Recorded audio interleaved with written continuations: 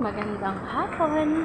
Welcome back po ulit sa aking channel. So ngayon, meron tayong good news sa mga nag-aabang dyan ng turnover, no? So, eto dalawang good news tsaka bad news. Pero dahil matagal na kayo nag-iintay, uunahin natin ang good news. Hindi ko alam, kinakabahan ako kasi syempre baka may magagalit na naman neto. Pero wala naman akong choice kundi ito lang talaga yung sinabi sa amin sa office. So dahil nga matagal na tayong nag-iintay, pare-pareho ang sinasabi sa mga mauuna na magto-turnover ng bahay is yung first batch.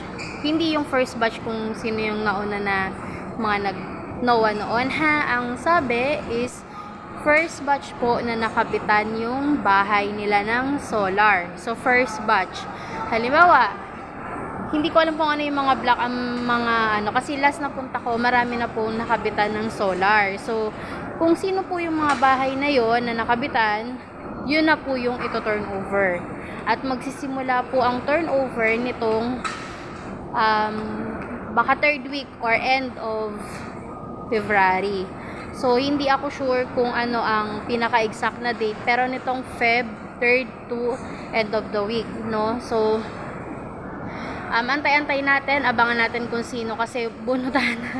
walang binigay na list kung alin yung mga bahay na yon ang ito turnover nitong darating na katapusan. Third week, no? So, ang masasabi ko lang sa inyo, bali yung sa gate 2, sa dulo, lahat na yun doon, may solar. So, hindi ko alam kung yung mga bahay na yun doon is nandun na yung sa inyo.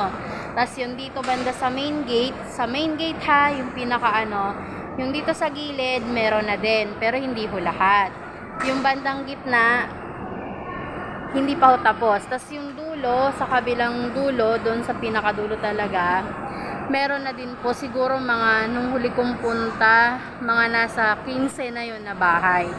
So, abangan nyo na lang kung yung bahay nyo po doon sa may dulo is kayo po yun. So, di congrats sa inyo. Basta yun pa lang po yung nakita ko nung umikot ako last 1 week na ago ata yung lumipas. So, eto ulitin ko yung mga nakita ko doon na may mga solar na. Sa gate 2, yung gilid sa bandang dulo, marami na pong nakabitan ng solar.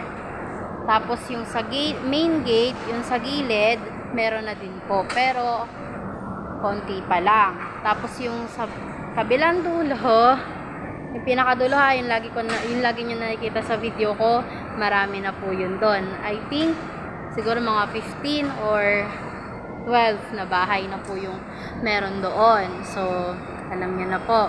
Congratulations po sa inyo dahil kayo na po ang mauuna. Dahil yun po yung pagkasabi sa amin sa office. Yung mga nakabitan na po ng solar, tapos na yung bahay nila, yun na po yung mauunang i-turnover.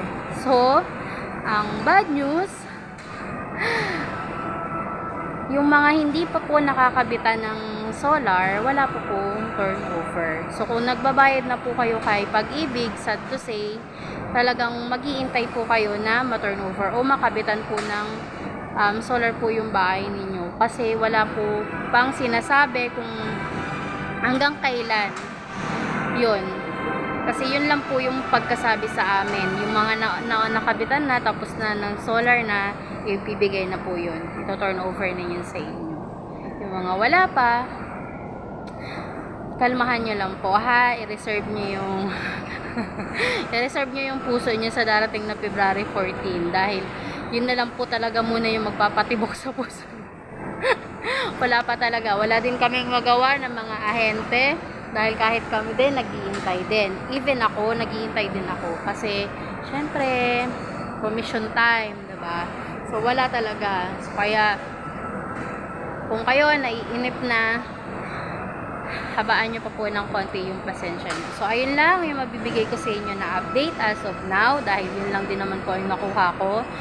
So, sana po is na please ko kayo.